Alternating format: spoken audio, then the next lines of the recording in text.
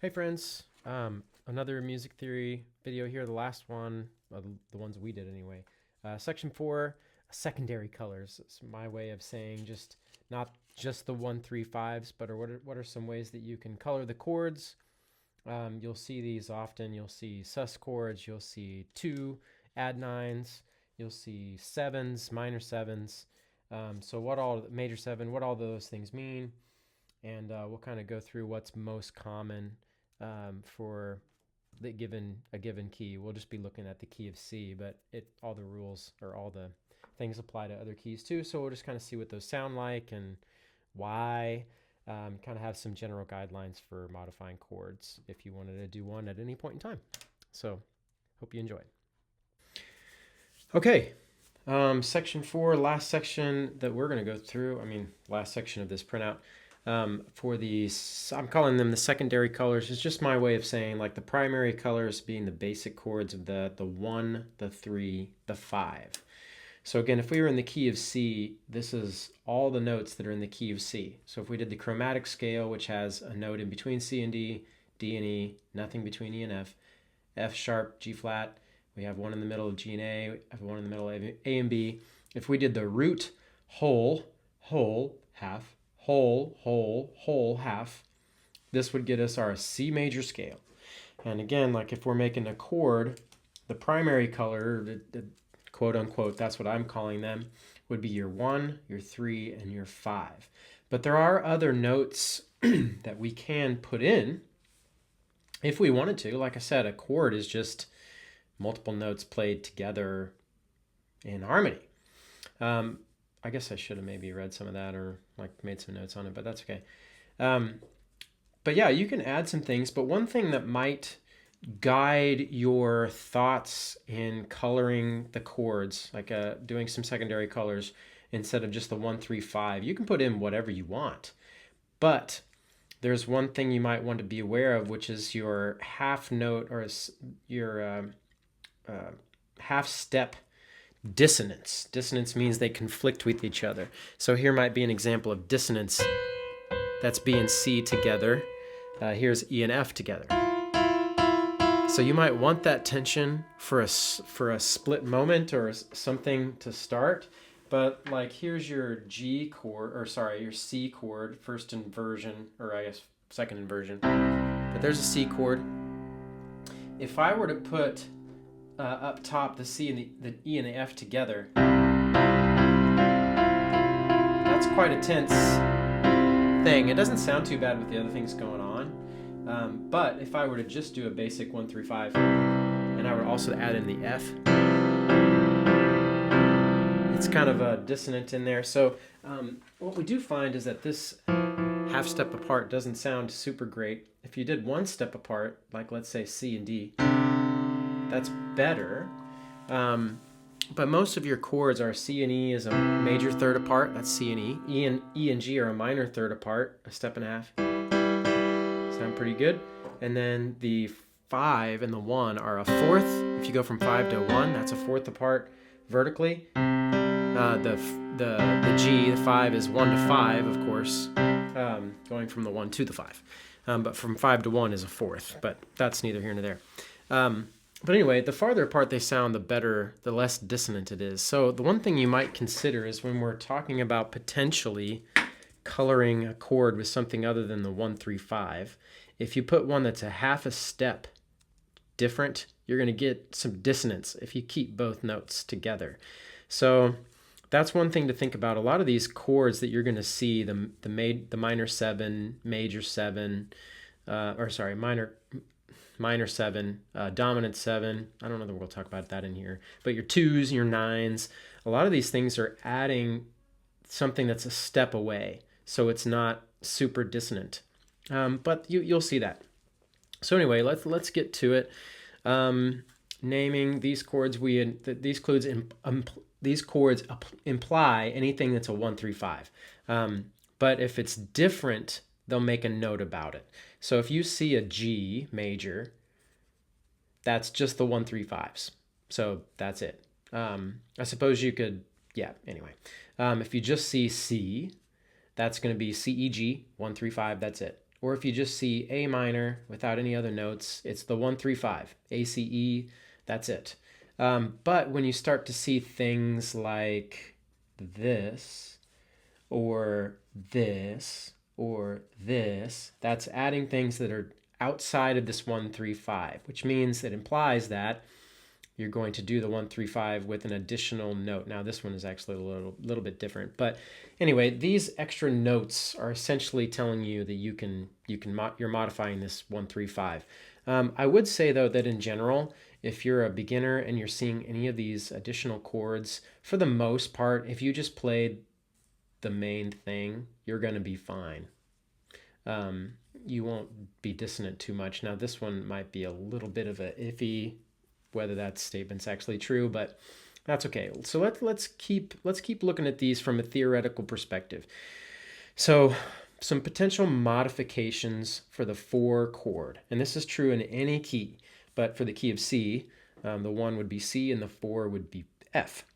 So we already looked at this last time around. Here is my full C octave. I'm adding some more so we can kind of see what's above and below it, but this is just a C, E, G, C, E, G, so on and so forth. Our F chord, remember, only shared the C, F and A in the middle of, yeah, you can see it. But obviously we're missing G and E. So a popular modification that you're going to see for the 4 chord is 2s and 9s. Okay, so I'm just going to keep with the 2s and 9s for a second. So if we look at the C major scale, that's what these notes are, starting at an F. That's where the F chord is built. The 2, in relationship to the 1 of the chord, the root of the chord, the 2, or the second note from the root, would be G. Okay, so 1, 2. Okay, so basically what they're saying is that most of the time what we mean with an F2 is we're not actually playing the 3rd in there, but you certainly could. It just might get a little muddy, and I'll show you that in just a second. But if we look at the 9, or F add 9, sometimes you'll see, most of the time you'll see the add 9. I don't know why they don't do just F9, but most of the time in our music you'll either see a 2 or you'll see an add 9 chord. But if you check it out, so from F, let's consider F as the 1, since it's the root of the chord. 1, 2 is the G, 3, 4, 5, 6, 7, 8 starts us back at the root again, which is F, and then 9 is another G.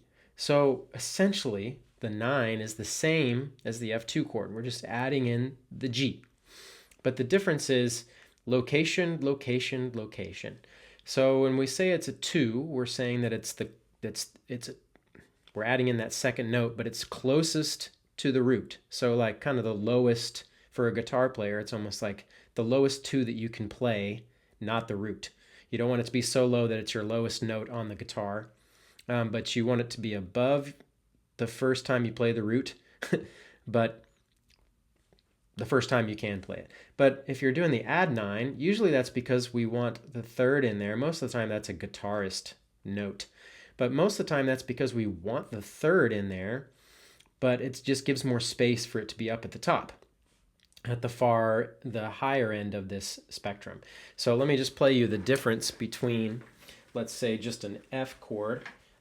So the F chord would be, here's an F chord, okay? If we played the F2, we're taking the 3rd and we're dropping it to the 2nd. So it doesn't sound bad, it sounds great. But the power of this is when it relates to the G chord. So if I would play a G chord, 2nd inversion, and I go from that to the F chord, see how it keeps both the G and the C the same. A lot of continuity. So you have,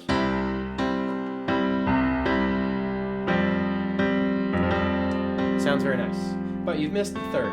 You don't have the 3rd in there anymore. So what the power of the add 9 is that it puts the 2, or the G, instead of being down here by the root, it goes all the way up there. So we would have this instead. So it's a little higher. So you can, it's not quite muddy down here. It's nice and clear down on the left side of the piano. It's up top. Still a pretty sound. So if I were to do that C chord 2nd inversion and try to move my hands fast enough. Very pretty. But the power of this chord, and I would almost like say that it's sort of, our style of music is almost lazy in the sense that one rule of thumb for the modifications would be, what all of this C, of the root chord, the one chord in the key of C would be C, what all can we keep the same? Well, if we keep the G the same, then we have two parts of this that are the same. And so it's really, it almost sounds maybe boring, but it sounds very pretty because there's a lot of continuity, okay? So that's kind of a governing principle behind a lot of these modifications, is what can we borrow from the one chord and keep it in here for some continuity of sound. And so that brings us then to this modification here. Well, if we kept the E, that is the 7 of the F chord. So if we played the E and the F, these two really close to each other, that'd be quite dissonant. So if we did a major 7 chord, usually what that means for us is we're going to try to omit playing a note on the piano. That's pretty easy to do. On the guitar, we're trying to omit playing this note right there. So on the piano, we're going to go from, if we played that F chord, but we're going to play the major 7, we're adding in the E. And it kind of gives a little melancholy sound. I don't know how to describe it.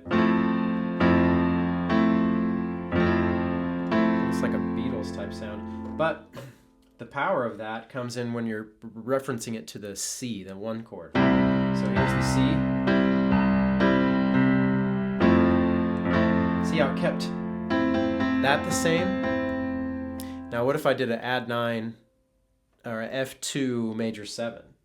So basically I'm keeping the entire C, second inversion, G, C, E. I'm keeping that the same, and I'm just changing the root essentially. So here goes that. So here's the C, second inversion, keeping that, F2 major 7. I'll go back to it. And here's the F. So it starts to sound same, maybe, but it does make a pretty effect, and it might be worth exploring for some of your modifications. But that's a common modification for a 4 chord. Let's move on. Oops, that was moving back. Excuse me. Oh, that's the one I just played, the F2 major 7. Yeah, and you can kind of see, I'll just play the difference. Location, location, location makes a big difference here. So here, this is the F2 major 7. Okay, so we're omitting the third, but these two are pretty close together. Those two are far apart. But here's how that sounds. So just a strict F would be here. The F2 major 7 would be here. So it sounds a lot less like an F than it used to. Here we were. Here would be a F major 7. Here's an F2 major 7. But from the C, it doesn't sound a whole lot different. And then we go from that to... Not much has changed. But if we try it this way, if we move that 9, that 2, that G to the 9 spot, that actually evens out things quite a bit more, and you'll see how that sounds. So instead of this, we would get this. Whoops. So instead of this, again, you get the third in there and the 9.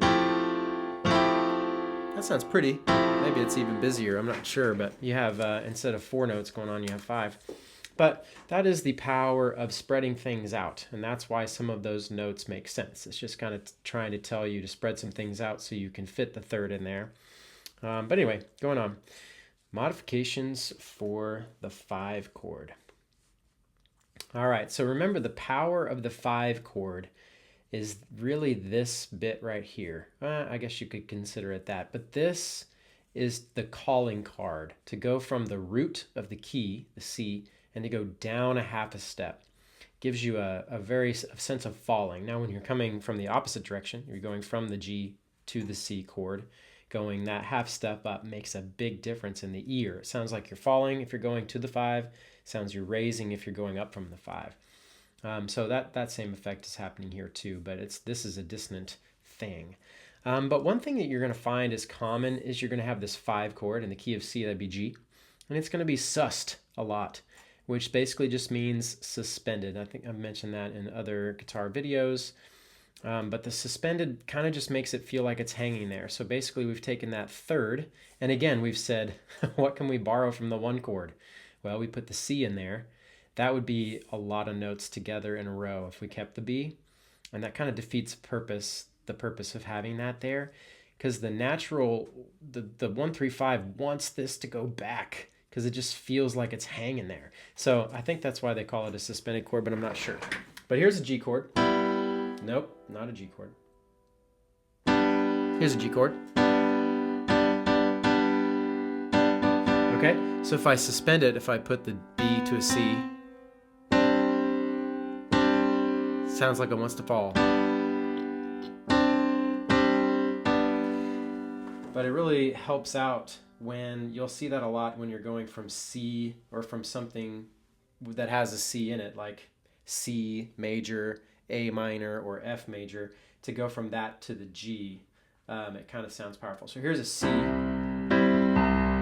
Going to the G, that's a suspended. See how it wants to fall back into place. I'll do that again.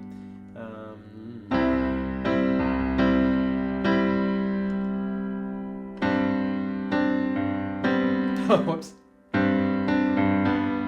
Yeah, so that's kind of the effect of the suspended. That's usually the only one that's provided, that's usually modified for the 5. Although in some of like the older styles of music, like hymns, blues, not that blues is older, but it's just a different style, a lot of times they'll add in this 7 chord. And that actually is a pretty powerful tool as well. It's kind of old school sounding, but the reason why that is such a common, powerful chord is because same effect here. It's this beautiful theoretical thing that your ear picks up in that 5 chord that has the dominant 7 in it. How do I want to? Okay. Do I want to go down that rabbit hole? And I think my answer will be yes. Okay, so a major 7 is, if you notice from the key of C, let me just pull that back up. In the key of C, the 7th note is a B, and it's half step from the root because of the formula. Root, whole, half, whole, half. Okay, so it's a half step up. So a major scale, its 7 would be a half step away from the root. Okay? So when you're looking at the 4 chord, where the 4 chord starts in the major scale, its 7th is also half step away. Between E and F, there's no sharp or flat there. So it's a half a step away. So we call it a major 7. When you do your C major scale and you start it at the 5, you start it at G, and you count up from there, its 7th is a whole step away. So this whole step distance here is not called a major 7. It's called a dominant 7, sometimes a minor 7. So you'll see this spelled out. And I don't know why in the notation a dominant 7 is always just the G with the 7. A major 7 will always say MAG7, or sometimes there's like these little triangle things, but in our music it'll always say MAG. And I don't know exactly why. I think it's just more common in bluesy styles and in hymn styles to have a dominant 7 than it is to have a major 7. So I think that just was what was popular at the time, but I could be wrong there. But anyway, this is called the dominant 7. And look at the beauty of this thing. So it's in the key. There's nothing out of the key here. But if you go from a 5 to the 1 chord, or even a 5, this 5G7, if you add the 7 in there, if you go from that to the minor, A minor, you'll have C and E in it. So what happens is the B resolves up a half step and the F resolves down a half step. So that's just like a beautiful thing when you go from a nice little symmetrical thing where it goes from the F or the G dominant 7 to the C. So I think if I were to show you that, so if you're in the key of C and you're playing this, the G7 would be, so this one wants to go up to the root and this one wants to go down to the third. Okay, so it would be, if I don't have my sustain on, that to, I wasn't very fast because I'm not a great piano player.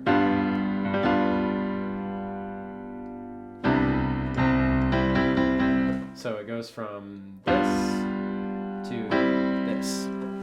And that's a very powerful effect. We don't use that a lot, but you'll see it sometimes in older styles of music or when it tries to give the appearance of an older style or gospel type feel. But that's what that is.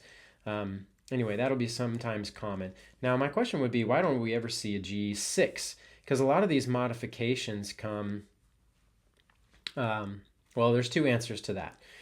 First of all, most of our modifications come from saying, what can we borrow from the 1 chord? And there's no, the 6, oh, I'm an idiot. Never mind. Well, we do have this, so why not? Why can't we borrow from that part of the chord and make it an E? Well, if you're not going to do anything else and you only add in the E, what's interesting is this actually becomes an entirely different chord. It's a little bit mixed up order, but if you remember, an E minor started with E, the third was G. I'm not looking at my paper, I'm looking at the screen, which is a bad idea. And then we had B was the 5th. So actually E, G, B. And what we'll find is that the 7, the minor 7, is actually a D. So these three notes, the chords together, actually end up making an E minor 7. So if we did this, we could, but it's no longer really a G, it's an E minor 7. So we don't ever really borrow with that. So that's kind of that's not going to happen.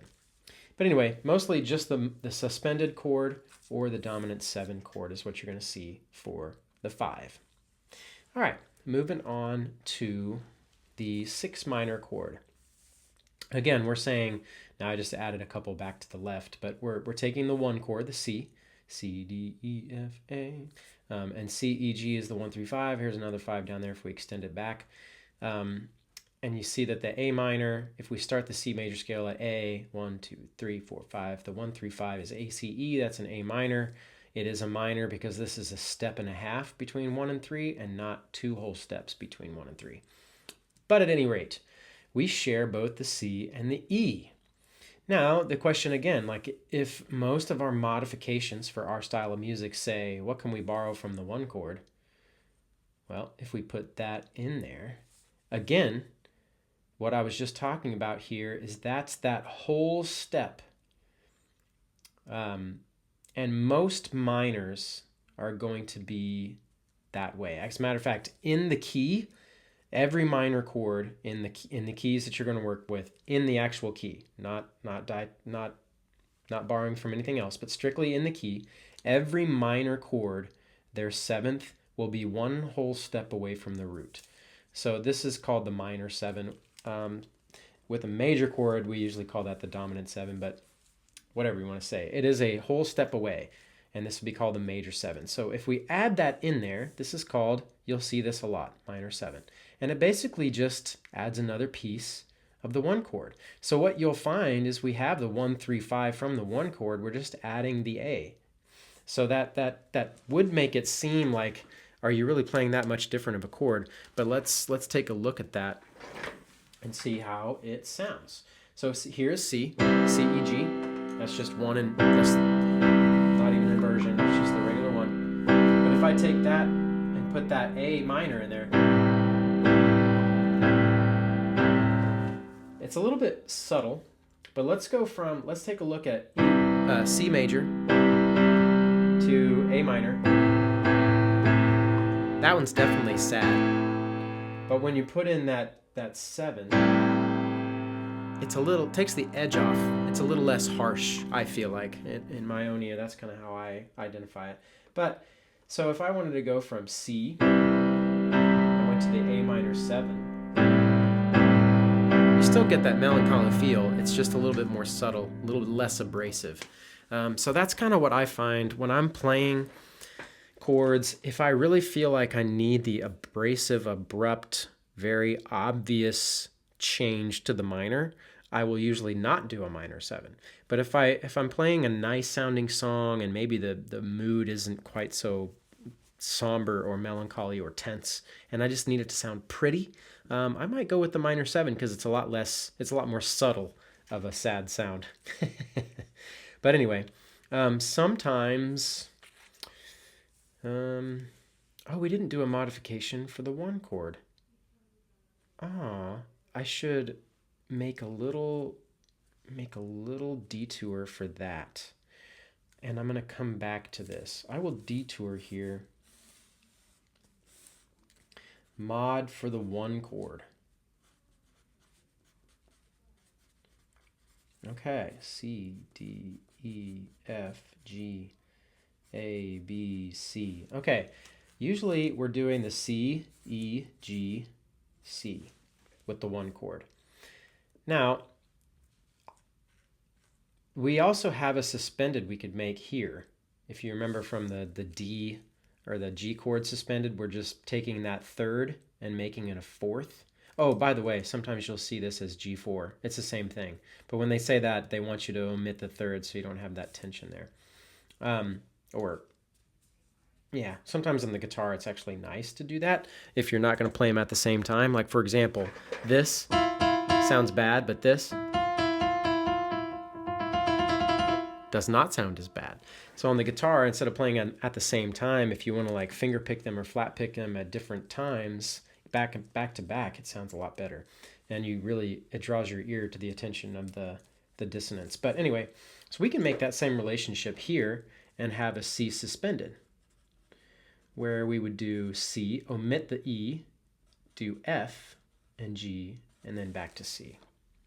So let's see how that sounds. So if we're in the key of C, and here's C, we did C suspended. So if I was to use both my right and left hand,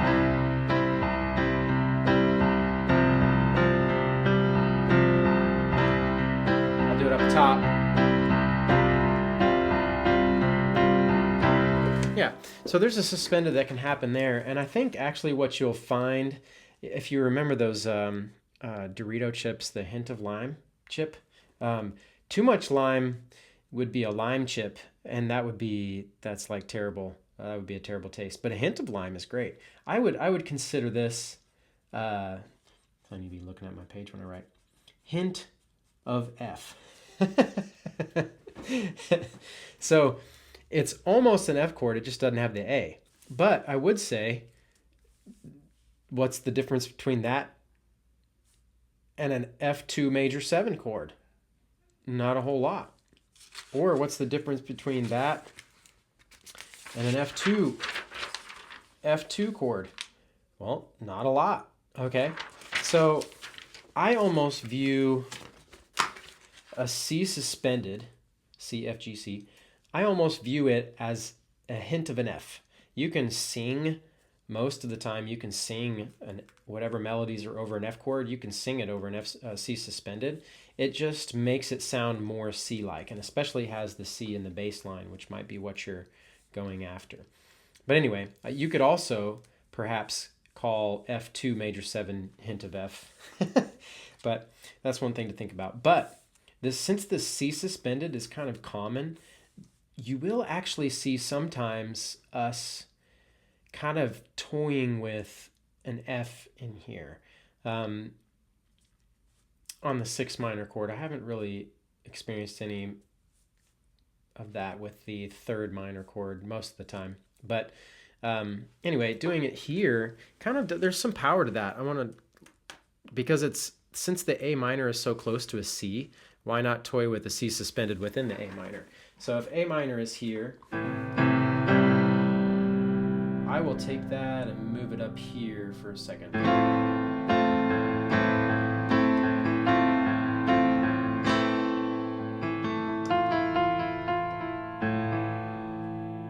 Maybe, I don't know.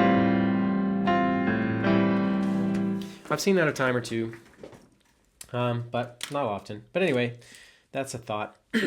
Okay, modifications for the 2 chord. Okay, again, if we look at the 1 C, E, G, C and compare it to the D minor chord, there's nothing in common. But one thing I see is that I've got loads of space up here, and the 7, again, if I were to put in that root, is 1 step away. So that's that minor 7, or in a major it would be considered a dominant 7, but a minor 7 is a 1 step away. And again, like, here's why this relative minor thing is a big deal. Because if you see F, A, C, E, well, that should draw your mind to the F major chord. It's very similar, and that's what the relative minor really does. Your D minor, which is a half a step or a 1.5 steps down from F, that's your relative minor of any major chord. And if you add the minor 7, if you make this minor chord a minor 7, you have the F chord in it, the entire F chord. You're just adding the root. So again, it's a little bit more subtle. And if you're going from C to D minor, there is some continuity there. And again, I'm going to just advise you, I'm not a piano player by trade, or I'm only by desire. But here would be your C, I think. Nope. And to the D minor would be here. D minors. But D minor 7 sounds like this. It's a little less harsh. That one definitely sounds mad. This one sounds like mildly irritating, but if you make me dinner, I'll talk to you later. Anyway, so going from the C, it's a little, we'll see the subtleness. So I'm going to go right to the D minor, the real one. I think.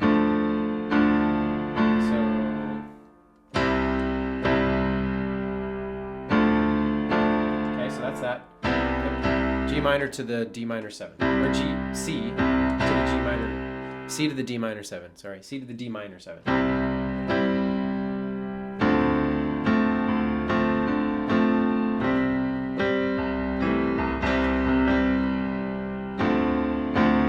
So we kept that in common. It's just a little less subtle. That's usually the only thing we do. Because if we pull in this D, E, that's pretty busy right there, but if we omitted that, we'd have, I don't know if I just don't want to go down this rabbit hole. If we borrowed the G, we'd be 1/2 step away. If we borrowed the E, we'd be 1/2 step away. Yeah, I don't know. Maybe one could put a G in there, like a F2 with a D root, but I just don't see that much in our music. But maybe it's worth exploring. All right, common modifications for the 3 chord. Let's see. Well, we're sharing 2 out of 3 things with the 1 chord. So if we pulled down the 1 and we omitted and made this basically like a E minor suspended, if we omitted that and put that in there, we'd have an E chord. So why bother? We'd have a C chord, so why bother? So essentially we don't do that. The only thing that you'll see modified is just an E minor 7. And it usually doesn't happen much in this key because D's not in your 1 chord, but it does happen. But other than that, you really don't get anything else. And again, this is the reason why this works out well, especially if you're going to use it as a substitute for the G major chord, is you have a G major chord here just with its relative minor root. So again, that's another powerful example of why, especially your E minor 7, your relative minor as a 7, adding in its 7, is always a substitute when you're writing songs for its major counterpart. So if you're looking for a little different sound, maybe make some tension out of it, or just explore some different things to do, you can certainly do that. Let's see. Not much else you can do with that, and for that reason. All right, that's basically it with the common modifications you're going to see in our style of music. But I would add something else that you might see sometimes. And this might just be a little extra thing, but that's okay.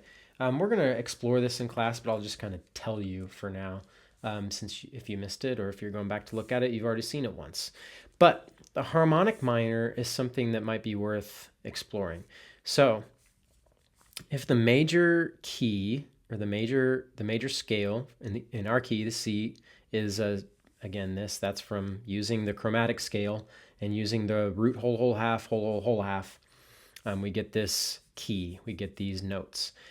Again, I said the relative minor is half a step down and another step.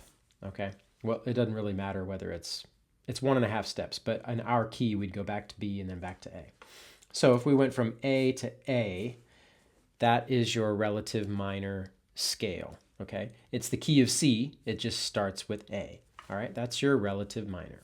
Now, the harmonic minor is a different thing, and this is just a convention as well. A harmonic minor is essentially just a major 7 instead. So I'm sure somebody just said, you know what? Our minors always have this whole step. We looked at that with the 2 chord and the 3 chord and the 6 chord. What if we just said, hey, we're going to make it a major 7 instead? So if you notice, if we're in the key of C, okay, if we started with the A, that's the harmonic minor, or the relative minor scale. So somebody said, why don't we just make that a major 7 instead?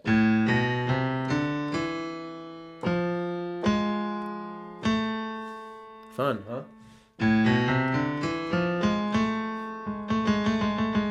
That G sharp, kind of fun. Now, the cool thing about that major 7 is it's a lot like remember what I said about this half a step difference. It's a very powerful thing, okay? And this half a step above, half a step below, especially the half a step below, like makes you have an inner desire to want to go that half step higher. When you take that half step out, it's like a please get me back to home. So what this harmonic minor thing does is it really brings home your ear. I want to resolve to the A. So again, the normal minor. I mean, that sounds great. It's in the key. But when I do it like this, ooh, I want to. Please take me home. Okay? So that's kind of for free. But there's other minor scales. There's a melodic minor and some other things. There's modes and other stuff like that. But so there'd be, I'll stay out of that. But you'll see this sometimes in our chord progressions sort of hidden in there. So I'll kind of break this down and why you might see this chord sometimes. But anyway, this sharp 7 is so dissonant or abrasive that, again, like I just said, it begs resolving to the A. So whenever you are transitioning to the A minor in the key of C, the 6 minor, so if you were in the key of G, this would be the E minor. If you're transitioning to the E minor, if you're in the key of D, it'd be a B minor, blah, blah, blah. Whenever you're playing that 6 minor, it's an excellent time to employ a chord that uses the harmonic minor. But what chord? Okay, so one question would be, or maybe one way to get to this answer would be, okay, what's a good transition chord to the 6 minor? Well, we've said that since the 6 minor has, in other videos, has a C in it, the 5 chord would be great. The G chord, because it has G, B, D, right? It has this B, which is a half step below the C. So it's kind of a nice like transition into that C. Well, what chord is a good substitute for the G? Well, any relative minor is a good substitute for it. So if we went with E minor, which is E, G, B. So we have the B. So, okay, so we still have that half step up there. Well, let's just toy with this. Let's use a major 7 to this A minor there, because it's going to beg us to go into the A minor. Again, we're trying to find a good transition chord to get to the A minor. All right. So if we make this sharp, what happens there? Well, basically, E to G is 1.5 steps, which is why it's a minor. So instead of doing this, why don't we do just E major? Because it keeps with the B. The E is sort of irrelevant at this point, but it is in the key of C. But we're also adding this harmonic minor, and we'll see what happens there. So maybe if we would, let's just make up a random chord progression. Let's say,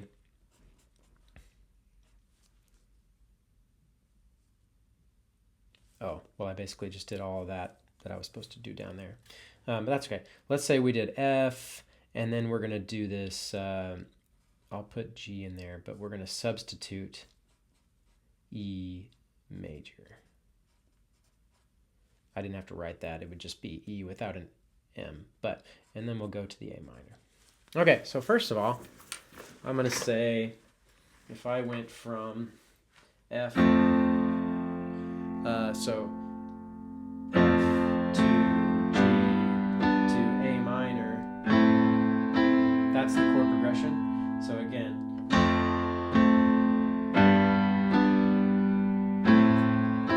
okay, so we're going to substitute that G for an E major, which would be right there. Okay, so I hope I can actually play this because I'm not used to that chord on piano. So it would be F, and then I'm going to have to do an inversion probably. So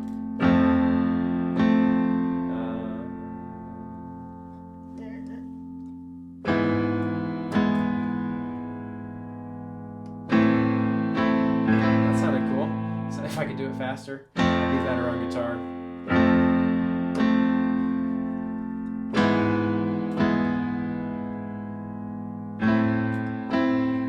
Yeah, so it is kind of interesting. So a lot of times, this is the third of the key.